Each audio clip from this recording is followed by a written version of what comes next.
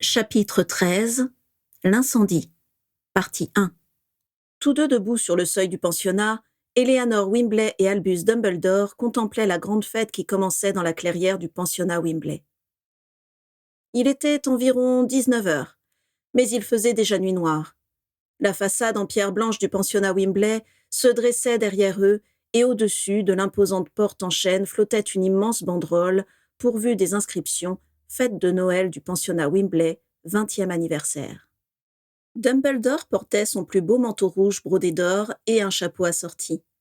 Il avait soigneusement coiffé sa longue barbe argentée qui lui descendait jusqu'à la taille, et les boucles de ses chaussures à bout pointu étaient en forme d'étoiles. Ses joues étaient roses, de la buée s'échappait de ses lèvres à chaque expiration, et derrière ses lunettes en demi-lune, ses yeux bleus étincelaient de malice. À côté de lui, Eleanor Wimbley était tout aussi apprêtée. Elle portait également un long manteau de velours et des chaussures à boucles, mais ceux-ci étaient d'une belle couleur violette. Un grand hibou argenté, symbole du pensionnat, était brodé sur sa poitrine et étincelait dans la nuit froide de décembre. Ses innombrables tresses noires étaient piquées de perles scintillantes et des boucles d'oreilles rondes étaient suspendues à ses oreilles. « Eleanor, promettez-moi que vous ne m'en voulez pas d'avoir refusé de me déguiser en Père Noël », supplia Dumbledore. Eleanor Wimbley lui répondit par un sourire amusé. « Je comprends tout à fait, Albus, ne vous en faites pas. C'était une simple idée qui aurait certainement fait plaisir aux plus jeunes enfants, mais ce n'était pas indispensable. »« Oh, je vous assure, cela ne m'aurait pas déplu. Mais la plupart de vos pensionnaires sont de futurs élèves de Poudlard, et je crains que cela ne nuise à mon autorité future. » Eleanor rit de bon cœur. « Cependant, ça n'empêche pas certains enfants de me regarder avec curiosité ou de me montrer discrètement du doigt, » remarqua Dumbledore. « Vous savez, depuis que je leur ai parlé de la poudre de cheminette, ils sont encore plus persuadés que le Père Noël existe bel et bien. Alors, quand ils m'ont demandé s'ils seraient de la partie ce soir, je n'ai pas eu le courage de nier. Ils croient sans doute que vous êtes là incognito. » Dumbledore ne put s'empêcher de sourire à son tour. « Très bien, » dit-il. « Le seul problème, c'est que je vais être obligé de partir plus tôt en prétendant devoir distribuer des cadeaux à travers le pays. » À leurs pieds, dans la clairière du pensionnat Wimbley, la fête de Noël commençait à peine. Eleanor avait mis plusieurs jours à tout préparer, aidée par son frère Eric, par le gardien William et surtout par la vingtaine d'enfants qu'elle hébergeait au pensionnat. Ils avaient tous mis du cœur à l'ouvrage. Les plus adroits avaient tressé des aiguilles de pin en couronne et en étoiles, d'autres avaient fabriqué des petits sachets de thé à la cannelle pour les offrir aux invités, et les plus jeunes avaient saupoudré de la poudre argentée sur les marches qui entouraient le pensionnat. Un immense sapin occupait le centre de la clairière, couvert d'adorables décorations fabriquées par leurs soins. Livia, une des pensionnaires âgées de 5 ans, qui ne pouvait pas s'empêcher de faire exploser les objets qu'elle touchait, y avait même suspendu quelques-uns de ses trophées. Des morceaux de métal tordus en spirale, ou bien des boules joliment explosées en forme d'étoiles. Autour de l'immense sapin, ils avaient dressé quelques tentes violettes qu'un des pensionnaires avait démesurément agrandies sans le faire exprès et paraissaient, de fait, complètement bancales. Les gros crabes qui avaient l'habitude de tondre la pelouse du pensionnat se cognaient dedans et exprimaient leur mécontentement en faisant claquer leurs énormes pinces autour des tentes, ce qui donnait l'impression qu'ils faisaient un numéro de claquettes. Dans ces tentes, du vin chaud et du chocolat fumant étaient servis dans des coupes. William Penswick distribuait des crêpes et des gaufres en essayant d'empêcher les enfants de plonger leurs mains dans le chocolat fondu. Mrs. Penswick, la sœur du gardien, propriétaire de la librairie Le Chat qui sourit et accessoirement très chère amie d'Eleanor Wimbley, distribuait de superbes livres pour enfants aux petits pensionnaires.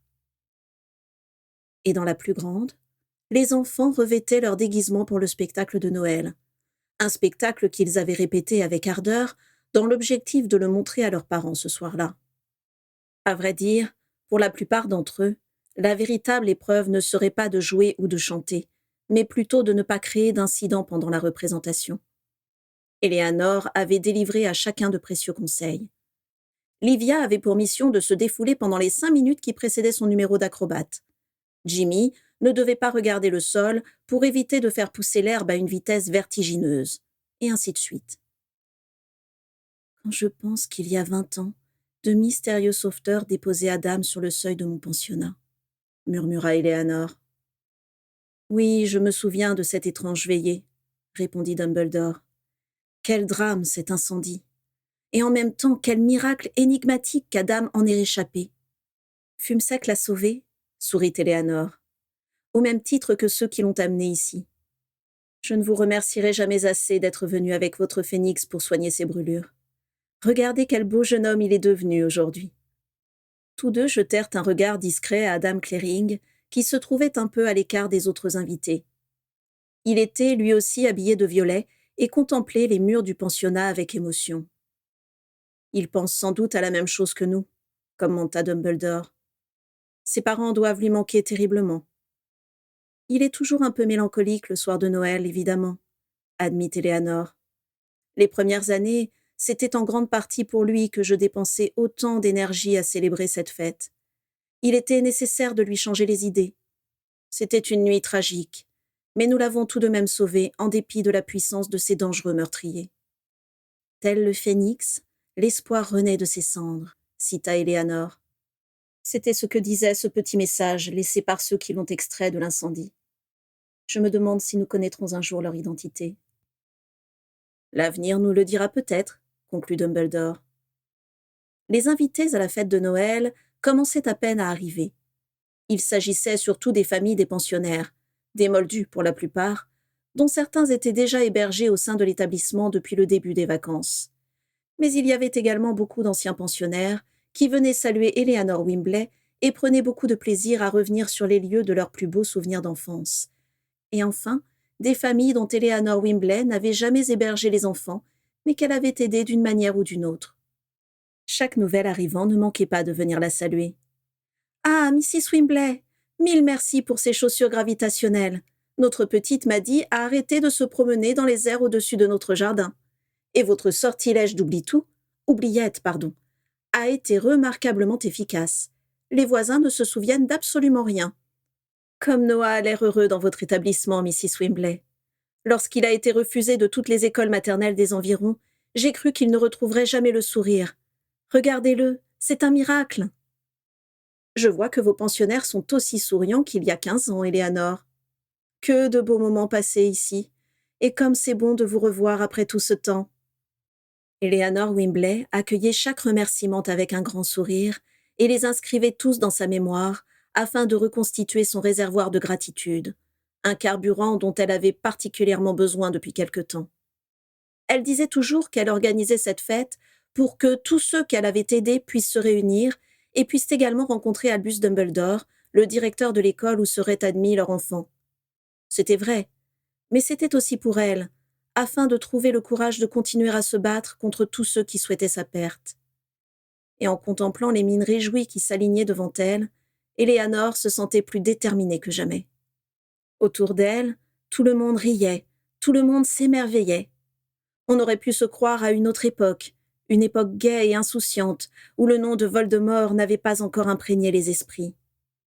Mais malgré tout, certaines choses leur rappelaient que la guerre faisait rage au dehors. En effet, au milieu des invités souriants, de nombreuses aurores et plusieurs membres de la brigade de police magique déambulaient, aux aguets, le plus discrètement possible. Lorsqu'on regardait la grande étoile argentée posée sur la cime du sapin, on ne pouvait pas ignorer le dôme bleu et scintillant qui signalait la présence du puissant sortilège de protection qui entourait le pensionnat.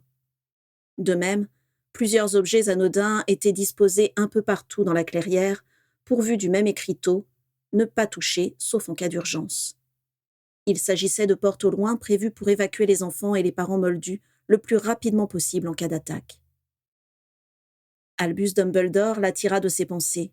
« Il est toujours appréciable de côtoyer quelques moldus de temps en temps, n'est-ce pas ?» fit-il remarquer avec malice. « Regardez comme ils s'émerveillent de tout. Un simple sortilège de lévitation les laisse sans voix.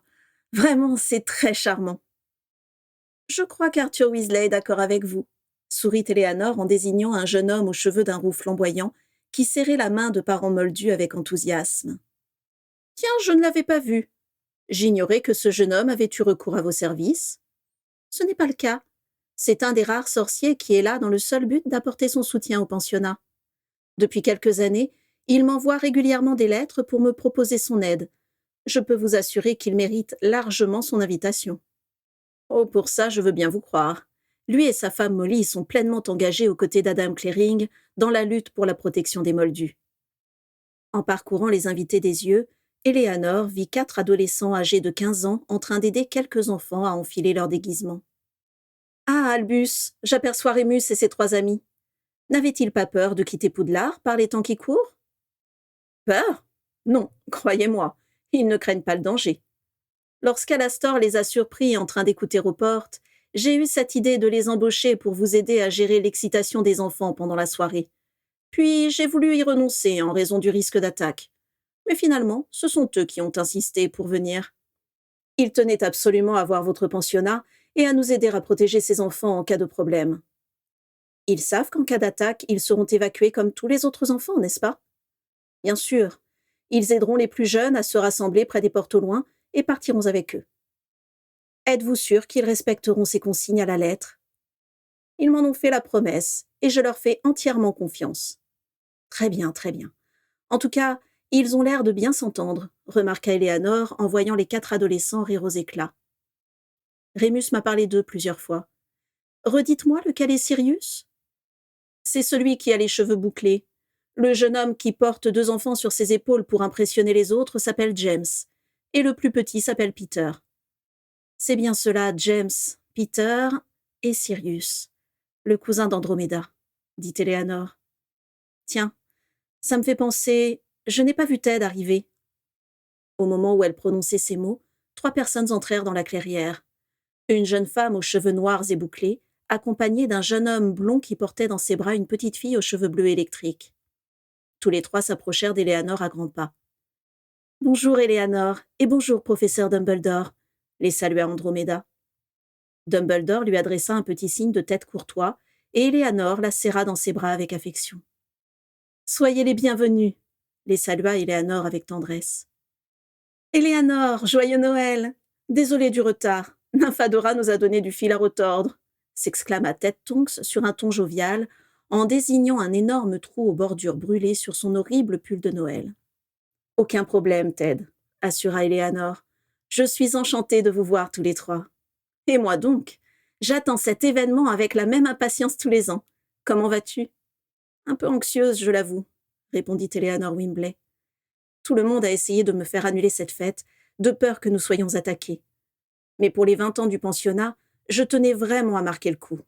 Et puis, en ces temps difficiles, je crois que nous avons tous besoin de nous mettre un peu de baume au cœur. Tout à fait d'accord, approuva Ted. Quoi qu'il arrive, nous te faisons entièrement confiance en ce qui concerne la sécurité. Avec le professeur Dumbledore et toi à nos côtés, les enfants ne courent aucun danger, j'en suis persuadée. Puis il se tourna vers le bâtiment circulaire en pierre blanche, dont la grande porte en chêne était sculptée en bas-relief. « Je ne peux pas croire que nous avons construit ce pensionnat il y a déjà 20 ans, » dit Ted. « Je me souviens comme si c'était hier du terrain vague, couvert de blocs de pierre blanche qui se tenaient ici, lorsque nous sommes arrivés. La première année, nous n'étions que 3 pensionnaires, et regardez, les voilà 20. C'est incroyable, tout simplement incroyable. » Eleanor regarda son premier pensionnaire avec émotion. Leur rencontre était ce qui avait décidé Eleanor à construire ce pensionnat. Chacun avait bouleversé la vie de l'autre, et de ce fait, tous les 2 étaient liés à jamais. « Hé, doucement, Dora !» s'exclama Ted en sortant de sa rêverie. Dans ses bras, Nymphadora se tortillait vigoureusement pour s'échapper des bras de son père. « Papa, je veux aller jouer !»« Oui, Dora chérie, bien sûr, mais avant, tu dis bonjour à Eleanor. » Nymphadora se résigna à se tenir tranquille quelques secondes. Elle tourna vers Eleanor Wimbley son visage pâle en forme de cœur et leva sur elle ses yeux sombres et brillants. Immédiatement, ses cheveux changèrent de couleur pour un rose très doux. « Bonjour, Léanor, » dit-elle d'une voix fluette. « Bonjour, Nymphadora, » dit Eleanor en se penchant sur elle. « Tu as encore grandi depuis la dernière fois. » Nymphadora se tourna à nouveau vers son père. « Je peux aller jouer ?» Ted rit de bon cœur et la posa à terre. « Fais attention à toi, Nymphadora, ne te blesse pas. murmura tout de même Andromeda, qui n'avait pas du tout l'air aussi rassurée que son mari. Sans l'écouter, la petite fille descendit du perron de pierre blanche où Éléanor et Dumbledore se tenaient depuis le début des festivités, courut vers les autres enfants qui jouaient autour de l'immense sapin de Noël et se mêla à eux sans hésiter. Nymphadora a l'air débordante d'énergie, sourit Éléanor. Je ne vous le fais pas dire. Avec elle, chaque jour est une nouvelle aventure. À côté de Ted, Andromeda tendait le cou pour garder Nymphadora dans son champ de vision. Ne t'en fais pas, je vais la surveiller, lui dit Ted. Et il s'éloigna pour se rapprocher du groupe d'enfants. Sur le perron de pierre blanche, Dumbledore avait été accosté par des parents moldus qui souhaitaient avoir des informations sur Poudlard. Éléanor, elle, en profita pour demander à Andromeda comment elle se portait. « Élever un enfant est plus difficile que je ne le pensais, » lui confia Andromeda. « Je m'inquiète en permanence. Et puis, mon éducation stricte me poursuit. Parfois, je me surprends à lui répéter ce qu'on m'a appris lorsque j'étais petite. Oh, pas toutes ces horreurs à propos de la pureté du sang, bien sûr, mais le reste. Le fait de devoir être douce, calme, docile. Je m'en veux, et en même temps, je n'arrive pas à m'en défaire. » Éléanor désigna Nymphadora, qui s'était déjà parfaitement intégrée au pensionnaire, et Ted, qui l'admirait de loin, un grand sourire vissé sur les lèvres. « Elle semble très débrouillarde, » commenta Éléanor. « Je n'ai pas l'impression que vous la brimiez pour quoi que ce soit. Ne soyez pas trop dur avec vous-même, Andromeda. Regardez comme ils ont l'air heureux tous les deux. Vous pouvez être fiers de ce bonheur-là, car il existe en grande partie grâce à vous. » Andromeda lui adressa un sourire reconnaissant. « C'est ce que me dit Ted en permanence. Et je suis incroyablement heureuse, moi aussi. Tellement heureuse que j'ai du mal à croire que cette félicité puisse durer. » Éléanor posa sur son épaule une main rassurante. « Cela, nous ne pouvons pas le prédire. L'instant présent est la seule chose que nous possédons vraiment. Alors tâchons d'en profiter, » proposa Éléanor. Andromeda acquiesça en souriant, un peu plus détendu.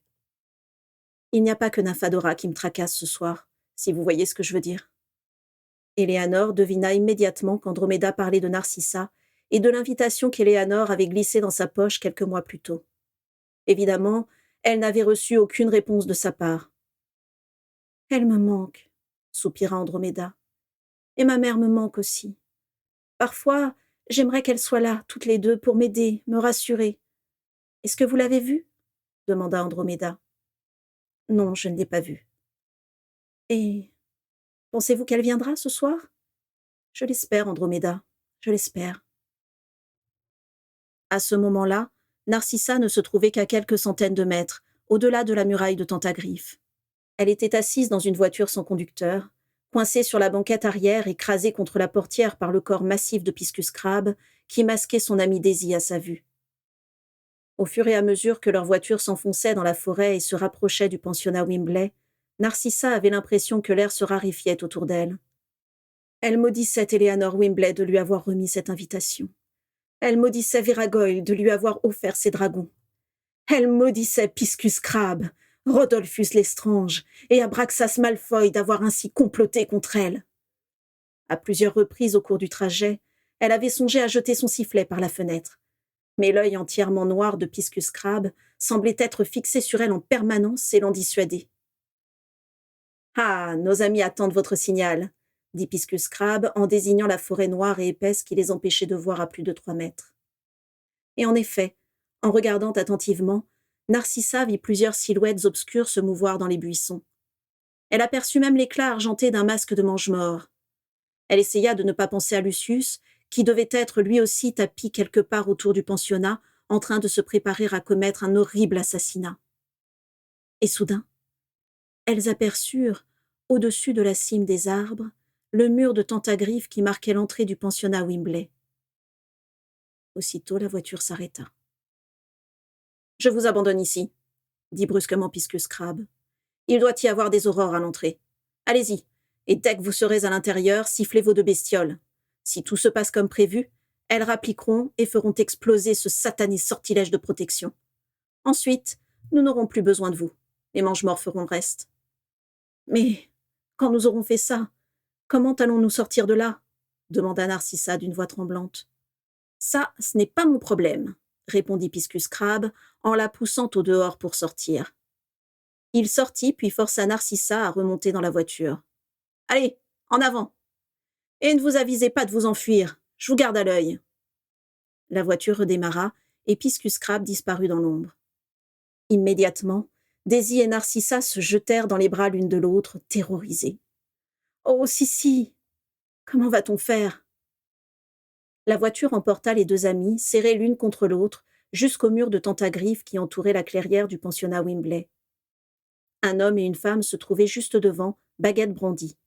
À l'approche de la voiture, l'homme fit un geste de la main et les phares cessèrent de les éblouir. Ils marchèrent vers la voiture et à leur approche, les fenêtres de la voiture s'ouvrirent. « Sortez du véhicule !» ordonna la femme d'une voix tendue. « Et présentez votre invitation. » Narcissa et Daisy sortirent docilement, et Narcissa sortit de sa poche le parchemin chiffonné qu'Eleanor Wimbley avait fourré dans sa poche le jour où elle lui avait rendu visite avec Lucius. Maintenant, elle regrettait amèrement de l'avoir accompagnée. Au moment où elle tendait le parchemin à l'Aurore, le mur de tente-à-griffes qui se trouvait derrière eux s'entr'ouvrit légèrement, plus étroitement que lors de la première visite de Narcissa. La jeune Aurore, une femme aux traits asiatiques, passa le long des vêtements de Daisy un capteur de dissimulation qui ne se déclencha pas. Alors que la jeune femme s'approchait d'elle, Narcissa sentit un picotement dans la nuque qui lui donnait l'impression extrêmement désagréable d'être observée. Elle se retourna brusquement vers la forêt, derrière elle, mais n'y vit que des feuilles mouvantes et de l'obscurité. « Qu'y a-t-il » demanda l'homme en regardant dans la même direction. Narcissa secoua la tête. « Non, je croyais avoir entendu... Non, ce n'est rien. » L'Aurore lui sourit avec amabilité. « Tout le monde est un peu à cran en ce moment. Mais rassurez-vous, vous ne risquez rien. Après tout, si vous savez qui était vraiment aussi puissant qu'on le dit, il aurait tenté quelque chose pendant la fête nationale des sorciers, non ?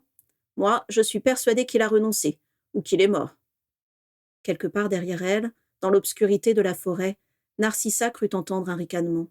« Fenwick, ne dis pas ça, » le rabroua sa jeune collègue. « Tu n'en sais rien. » « Tout ce que je sais, c'est que nous sommes le soir du 24 décembre et qu'au lieu de fêter Noël avec mes enfants, je suis en train d'attraper une pneumonie au milieu de la forêt, » grogna le dénommé Fenwick.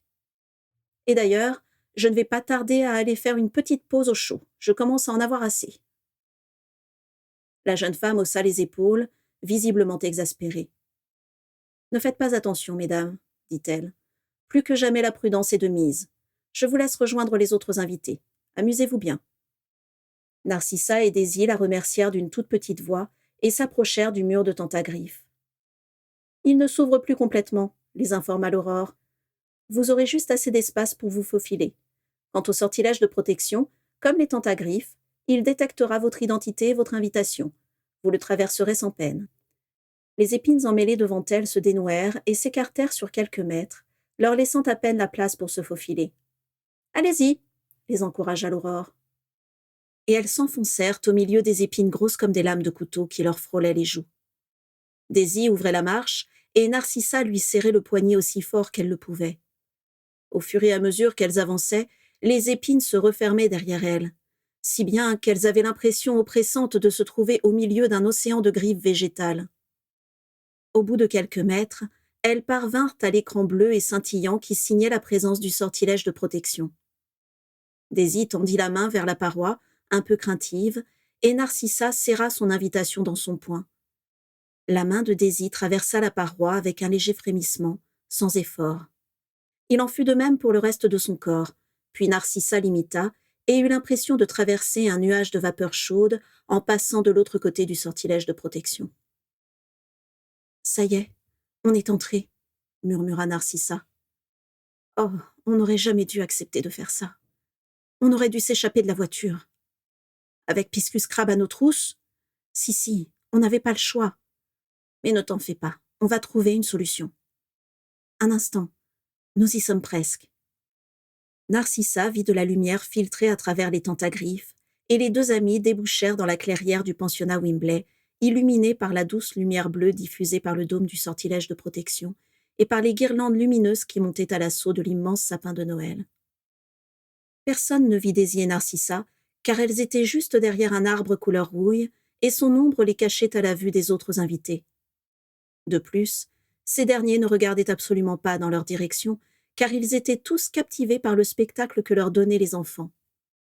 Visiblement, Eleanor Wimbley leur avait donné quartier libre pour choisir leur déguisement, et ils s'en étaient donnés à cœur joie. Certains enfants étaient ainsi déguisés en sorciers, en joueurs de Quidditch ou en aurore, et d'autres en moldus, en joueuses de foot, en présentateurs télé, en danseurs ou en spationautes. D'autres n'étaient pas déguisés du tout. Ils venaient d'achever un numéro de mime sous un tonnerre d'applaudissements et entamaient un adorable numéro d'acrobatie. Une fierté indicible était lisible sur leurs visages, tout comme sur ceux des parents qui les acclamaient. En les observant, Narcissa fut envahie par un mélange de dégoût et d'envie. Un mélange très désagréable. Elle tripota nerveusement le sifflet vert autour de son cou et pensa aux 2 dragons qui devaient être en train de se reposer près des falaises irlandaises. Elle se souvint de la puissance des 2 créatures, des gerbes de terre que ceux-ci soulevaient au moindre mouvement, des pics écaillés qui hérissaient chacun de leurs membres. Même s'ils ne voudraient aucun mal à ceux qui étaient présents, ils feraient probablement de nombreux blessés. C'était inévitable. Mais surtout, que ce soit par les flammes qu'ils crachaient ou avec leurs griffes tranchantes, ils réduiraient en miettes le sortilège de protection. Et tous les mange-morts étaient de l'autre côté de la haie, prêts à bondir dès que Narcissa leur en donnerait l'occasion. Et dire qu'il leur suffirait de souffler dans le sifflet pour livrer le pensionnat à une armée d'assassins. Avoir ce pouvoir-là lui procurait une sensation étrange, effrayante, certes, mais également grisante. « Si, tu as vu qui est là ?» dit Daisy d'une voix blanche. Elle montrait à Narcissa la foule des spectateurs qui poussaient des exclamations réjouies devant le numéro des enfants. Narcissa aperçut un petit groupe d'adolescents un peu à l'écart, en train de rire. « Sirius !» dit Narcissa catastrophée. Elle s'adossa à l'arbre, le cœur battant à tout rompre. « Il ne faut surtout pas qu'il me voie. » Mais Daisy secoua la tête. « Je ne parlais pas de Sirius, » murmura-t-elle d'une voix de plus en plus étranglée.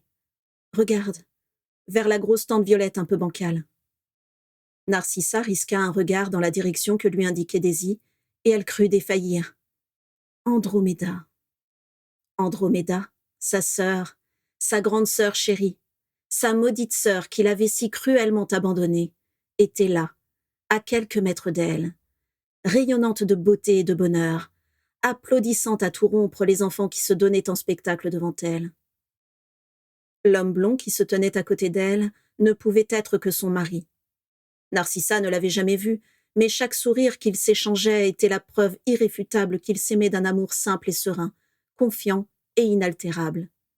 Ils s'embrassaient, s'effleuraient, se parlaient avec des gestes doux et tendres.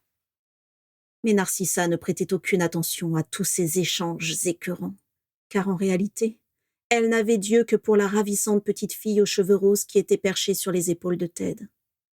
Nymphadora. Ce qui avait été jadis le prénom de la poupée de chiffon qu'Androméda lui avait offerte, était désormais le prénom de son enfant. Un enfant qui avait été fait loin d'elle, à son insu.